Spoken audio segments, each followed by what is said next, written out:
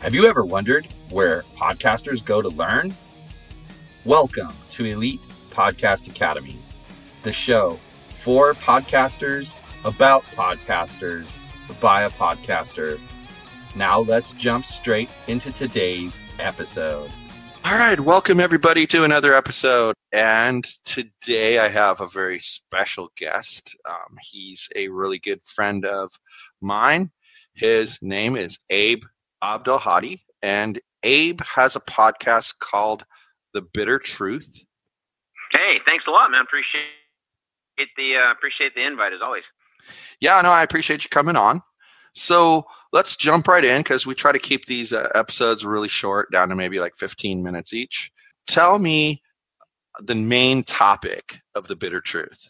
Well, I mean, the short version, I would say 70-80% of it is left of the left politics, different subjects. It's not necessarily, bashing the Democrats and Hillary Clinton and all of that, which, that's I could just do that all year. But, we get into, bigger topics, Middle East, Central America, South America, the military, and then I kind of pepper it in with different folks. I've had a good friend of the show, Dr. Kate Balistreri, come on a couple of times, and she's a sex therapist. And I've had educators come on. I've had rock musicians come on, comedians come on. But I'd say 70-80% of the show is political, and the point of the show is to just get people material into their hands that they're not going to hear anywhere else, so they can make an intelligent decision. I think the media is completely bought and sold. And then you've got a lot of these folks online that I see anyway that enjoy telling half the story. And I don't think you can make an intelligent decision with only half the story. So what I work to do is give everybody everything that we can give them, and then they can make a decision on their own on how they feel about different things. Awesome. Yeah, I think with a show named The Bitter Truth, you could pretty much cover any topic that you want. Yeah, I suppose if I called it The Big Wet Kiss, I'd get more takers, but, The Bitter Truth seems to fit. So what got you interested in starting a podcast about that topic? Well, I mean, I've been that way. I mean, I played in bands back in the 80s and 90s, and, if I'm being honest, I'm 55 now, but I think when I was a kid, I was just really more interested in doing the Rolling Stone interview, more than being a musician, even though I wrote a couple hundred songs and, we really went after it.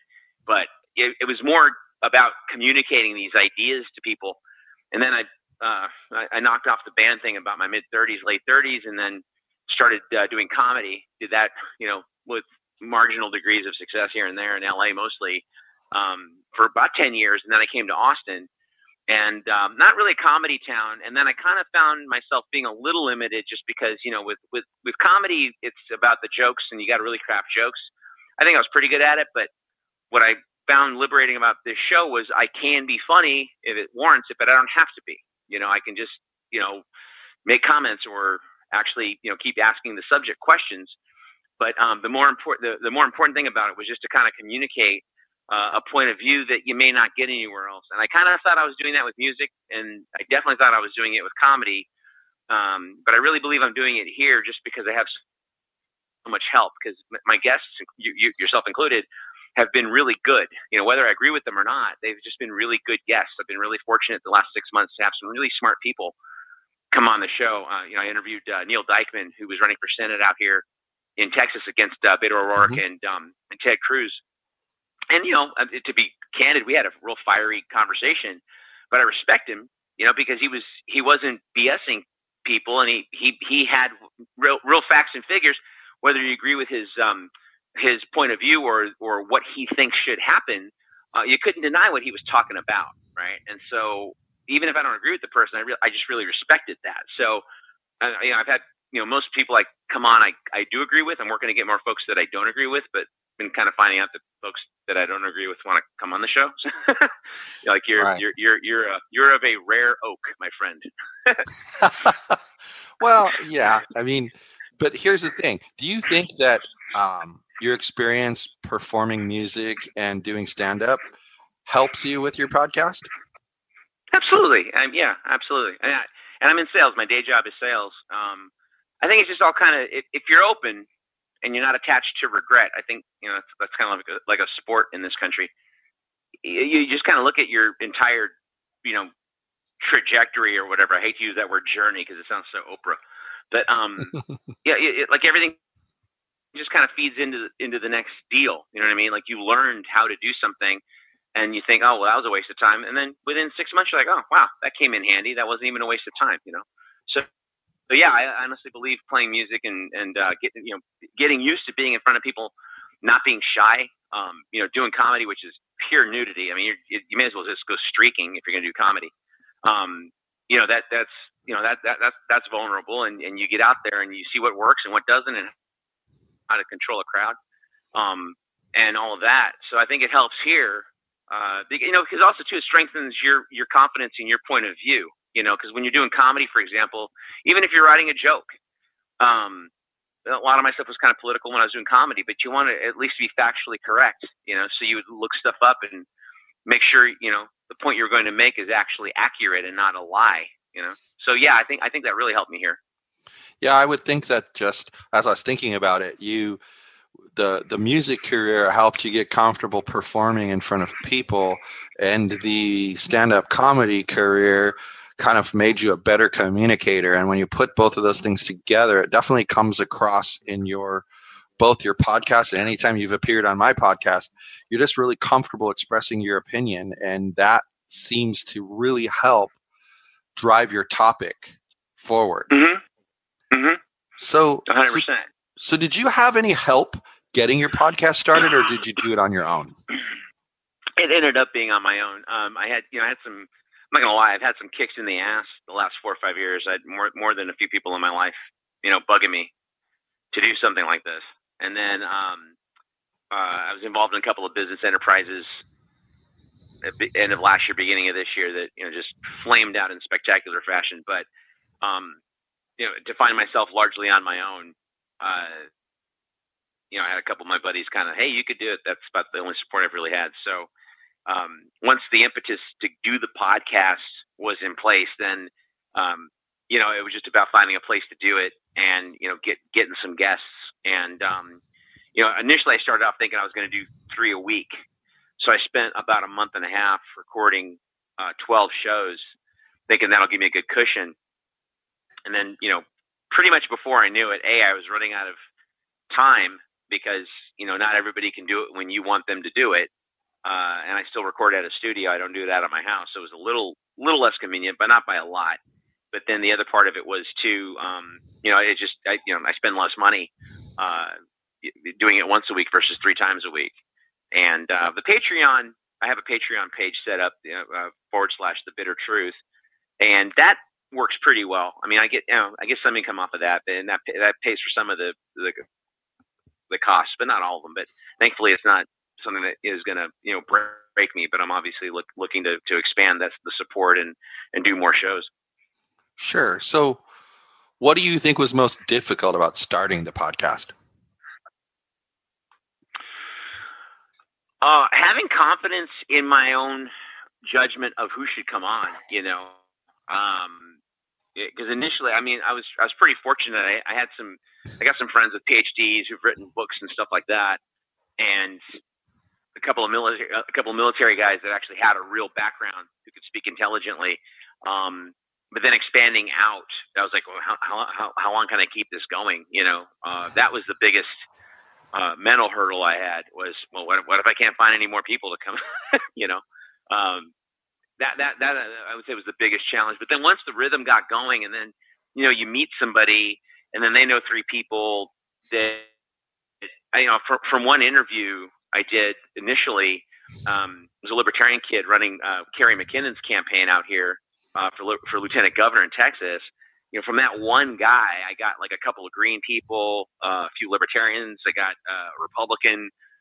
One of the green guys turned me on to this pro-Palestinian Israeli activist who I just recorded today. He's become a friend of the show, thank God. And he's been on. This is like his 3rd time on. And I would have never met him if it wasn't for this libertarian kid originally. So I got like 9 interviews out of this one guy, Ryan Simpson, who's a really good guy. Just because he gave me a phone number. Hey, I know this girl, and she knew this guy, and then all of a sudden, one person led me to 9 shows, so 10 shows. So so yeah, it's kind of, that's kind of the biggest thing that I started realizing. It's like sales. You just keep planting the seeds, and then eventually some will sprout and some don't. I mean, I've had a lot of pre-interview conversations with people that just didn't pan out at all. You know, we're never going to have them on the show ever, you know, for various reasons, you know. Well, sure. I mean, that's kind of a typical part of my process is I get I told you I have a bunch of people lined up for interviews, but the reality is if half of them actually follow through and do it, I'll be lucky. And that seems to be it. What's even funnier is I've numerous times had other podcasters reach out and say they want to do an interview with me, and they just never follow through on either way. Mm-hmm. You know, me with them or them with me. They just never have the time. And then I've even had a guy come back like 6 months later and be like, "Hey, I completely forgot we were going to do a show together." Like, wow, yeah, it's like I thought you were struggling for content, you know. Yeah, well, I've had that, but I've also had people that, you know, I like to be fair, you know, and I don't want to sandbag anybody, you know. So yeah, it's called the bitter truth, but I also want you to kind of know what we're going to talk about. I don't want to set you up, right? And I've had a few people that came on in a little pre-interview. I'm thinking I wouldn't have this person on my show if I was on fire. No way, you know. It's just no way. Like two reasons: either it was so contentious on the phone that they were scared off. That's happened a few times. Or they were just, despite their, you know, bona fides or whatever, were just nothing to say. Everything was a yes and no answer. You know, not really expounding on anything. And I'm kind of going, wow, this is going to be a long hour, you know. And I think I'm a little over 40 shows in the last 6-7 months. And I've only done 3 by myself. And I'm thinking, shoot, if I was going to do one by myself, I'll do one by myself. I don't need to have, you know, somebody come on and like, you know, I'm just talking to them. You know what I mean? Congratulations on 40 shows. That's a lot of shows. Yeah, I've been really happy about it, man. It's you know, like I said, I was trying to do 3 a week. I think the initial 12 helped out to get that number up really quick, but then it's been a steady every Monday. The holidays I put them out on Wednesdays because of the Christmas and the New Year's, but it's been a steady you know, once a week every Monday. So I've been really happy with it. So do you edit your own podcasts or did you hire someone to do it? Well, yeah, I don't edit them. The studio I record at, the only thing they really do, like today I screwed up at the end, you know, at the very, very end, where I do a little tag at the end. And so I re-recorded that part while I was there, but I don't edit. It's a straight hour. Person comes on, we talk, and, you know, if a cuss word gets dropped in, it does. If someone says or, you know, they say like a lot, that's what it's in. That's what gets in there. So we don't really do any editing. We just put the buffer music at the beginning and at the end, and that's all the real editing we do. A couple times a call got dropped, and, you know, we had to have the guy call back and then, you know, patch it in, and then we, you know, that edit got fixed. But beyond that, it's not even an edited show. It's like a straight hour. I like to treat it like live radio, like back in the day when we were kids. You know, you listen to KMET or KLOS, and Jim Ladd would come on, and, you know, whatever he said, right? And there was they didn't fix it. It was live. You know, that's kind of what I'm trying to go for here. Yeah, no, I like that approach. I really do. I mean, I've listened to every episode you've put out, and I really like that approach. I think it works. It's kind of, you know, when we started the Nightly Rant over a year ago, we would go through, and every podcast editor will tell you, oh, you have to take out the ums and the ahs and the likes and the this and the that. And after a while, you know, my podcast is a lot like yours. It's conversational. And after a while, you realize that's just how people talk. So why would I want to make them sound like some Harvard professor when they're not? You know? Right. And especially when it's just my wife and I, and we're having a conversation, right. I think a lot of why we have the listeners we have is because they like the interaction between her and I. And right. all of a sudden I'm changing things and it doesn't sound like us. And so I've gone the other way as well, where we do a lot of things that other podcasters would cringe at. Like where we sit, we don't lock our pets out, so they're constantly involved in the show. And we make fun of that while we're on the show, and I've gotten comments about how funny that is. I think it makes it more endearing. And so sometimes we'll have an issue like the dog will start barking. Well, if it fits, I leave it. But if not, we'll both stop. We'll deal with the situation, and then I kind of make a note to go back and cut that segment out. Right? That's about all I'll edit, And I used to spend, for a half-hour show, I used to spend like an hour and a half editing the show. Now I can get it done in maybe, 35 minutes total. And it's well, to piggyback on what you just said, this is the other thing too. Like, a few weeks back, I had a psychologist teaches at CUNY and Hunter College in New York, out of CUNY and or CUNY, however they say it, University of New York. And I've known the guy a long time, but regardless if I've known him a long time or if it's just somebody that I just met through doing the show, I just kind of want it to feel like we're having a beer. You know what I mean? And this guy's expertise or this woman's expertise and knowledge is gonna come through anyway. And I'll have my little sheet, my bullet points, and what I'm kind of ready to talk about. But let the conversation just go as it will. You know what I mean? Well, yeah, and that's another thing I like about your show is that, especially when I've made appearance and I listen to the show later, is I can follow right along the conversation we had because it's the conversation that we had. It's not some other some people I've been on their show and they completely rape what you have to say and cut. You'll have a 4-sentence paragraph and only 2 of the sentences make it in. So your point really isn't what your point was, Right. So yeah, I think we're going to see more and more because, it's funny. Podcasters keep talking about how you got to have the sound quality of broadcast radio. Well, then why don't we treat the podcast like broadcast radio? Right. Like Howard Stern doesn't go back and edit out his segments. Whatever happens, happens. And that's, I think, what makes it funny, Right. It's just craziness. But so here's my last question for you. If you could do another show right now, what would it be about?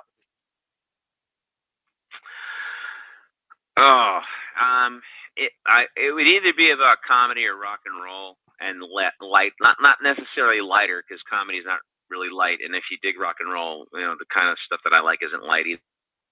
But it'd be a little lighter than what I'm doing now. But I wouldn't mind doing a show on comedy and or rock and roll, and just kind of encompass everything from outlaw country to rap. Real rap, not that Cristal champagne crap, but like real rap from back in the day, or like what's going on with music today.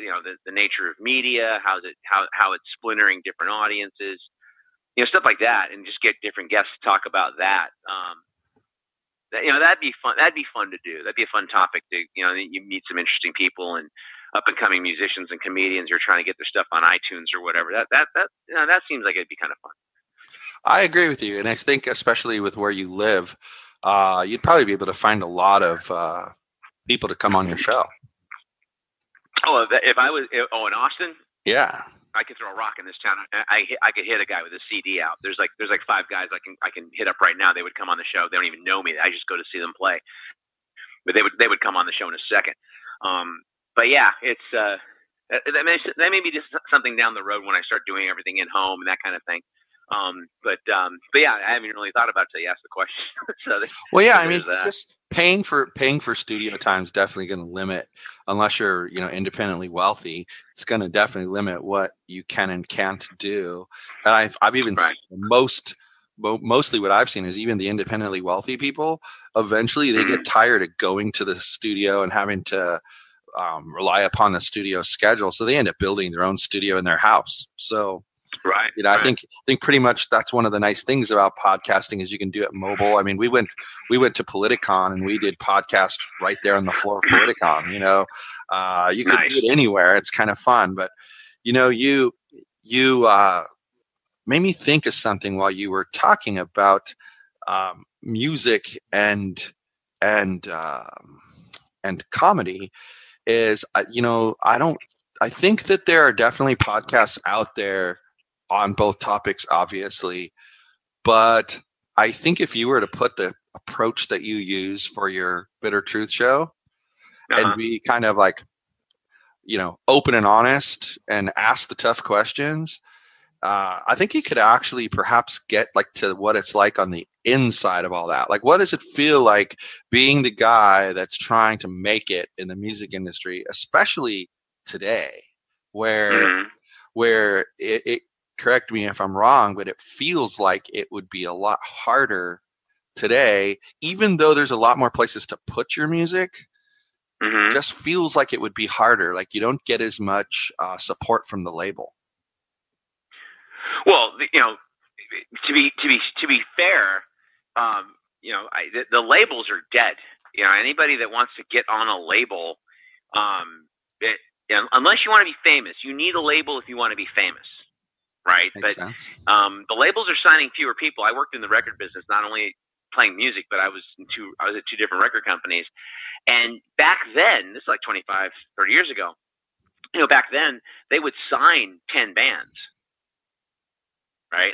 And see what would stick. And of those 10 bands, one would be like this outrageous, Whitney Houston-sized artist, and the other would be like and now Radiohead, they're wildly successful, but just to kind of get into that, one would be like a Radiohead size, maybe selling 500,000 copies, 300,000 copies, and the other would be this Whitney Houston monster size, and then the other 8 would just fail.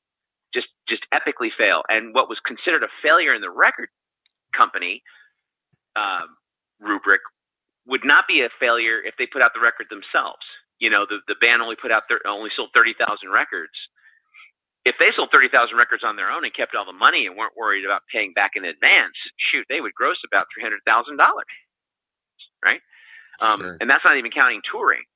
So bands that put out their own records now, that do the downloads now, I mean, shoot, if they sell 3,000-4,000 copies, they made $70,000 that they can split amongst the 4, or maybe use that to pay for a tour. And the cool thing about that, at least, it's a real dollar. It's because the downloads are real.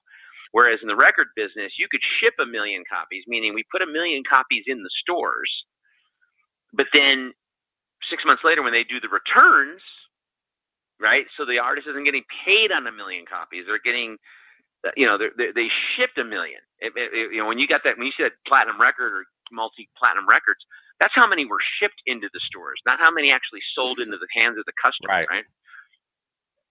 So if you want to be a record guy now, or be an artist and get on a record label, I mean, it's a way different environment. They're signing fewer artists to labels now. I mean, and people still chase a deal. Like, I'll see it. Yeah, we want to get a record deal. I'm like, I'm sorry, 1985 called. They want their lines back. What are you talking about? Like, but if you want to be famous, you need the machine of a record company. You need publicity. You need to get in Rolling Stone. You need to get in a musician magazine. And that's what the publicity department does. And that's what the record business is really, really good at. I mean, if you want to be Foo Fighters, and now Dave Grohl could do what he wants, but when he was trying to get started 20 years ago, after Nirvana broke up, in 1995, he put out his first solo record with the Foo Fighters. He needed a label back then. Now he might not. Radiohead hasn't had a label for years, and they put out albums online all the time, and they ship about, or download rather, 500,000, 2 million copies, and they're making their money at 100%. Because what people fail to realize with a record company deal is you're getting an advance on royalties, and if those royalties don't materialize, your deal is over and your band is over, because most bands incorporate before they sign the deal so that they're not personally responsible for the amount. So if I give you $500,000 advance as Mike Mahoney Inc., and you're Mike Mahoney and the Mahoneyaks or something, and then all of a sudden you guys break up, well, now I can't come after you because the incorporation went belly up, and that stuff. But that's right. What most labels, that's what most artists do. That's why when you see they put out 2 or 3 records and they broke up, but then you see a few years later they're recording together, or a few of the guys are still together doing something. It's not that they hated each other's guts, it's just that they lost their record deal. And if they didn't, declare Chapter 11 as an incorporation, they'd be personally responsible for that money. So why pay back $1.5 million because the label screwed up? You know what I mean? Right. No, I actually used to work for Warehouse Records back in the day, and I was a manager, and so I was privy to a lot of what used to go on, and it was always really intriguing to me how that whole process worked. And how we met was, of course, through Bill C. And I talked to him about, he tells me the royalty checks that he gets from Spotify, and I always laugh and tell him, well, I'm probably responsible for about 50% of that. It's not a lot of money, they take it all. But anyway, well, why don't you tell everybody where they can find The Bitter Truth? Yeah, well, we're on all the usual suspects. In fact, Mike Mahoney in the Nightly Rant is on Podcast Addict, which is a great app to organize all your podcasts. I'm on that as well. The Bitter Truth with Abe Abdelhadi is how you'd look it up, and you can find us on iTunes, Spotify, YouTube, all the usual suspects, and then and Stitcher. And then if you want to go directly to the page and be a bitter pill, you can do that at patreon.com/The Bitter Truth. And we got some rewards there for you if you want to sponsor the show. But as always, you could listen at your leisure on the stuff that I just mentioned, and enjoy the show. And if it makes sense and you want to help out, then that'd be great too. All right. Well, thanks for being here. And I want to tell everybody, definitely check out Abe's show. And if you listen to the first episode and you like it, go over there to Patreon and sign up to be a bitter pill. It's a small investment to help him out. And as I always say, as podcasters, we got to help each other out. If we don't, nobody will. So again, thanks, Abe, for being on here. And Happy New Year, by the way, buddy. Happy New Year to you, man. And, good stuff for you and your family in 2019. Thank you, man. Elite Podcast Academy is presented by Elite Podcast Agency and Yogi's Podcast Network.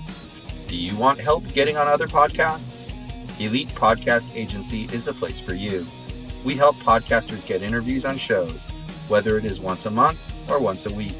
Check out our services and pick up our podcast directory with over 1,000 podcasts sorted by category at elitepodcastagency.com/directory. Need someone to help you start a show or take your existing show to a new level? Yogi's Podcast Network can help. Head over to yogispodcastnetwork.com/help for more information. Thank you for listening to Elite Podcast Academy.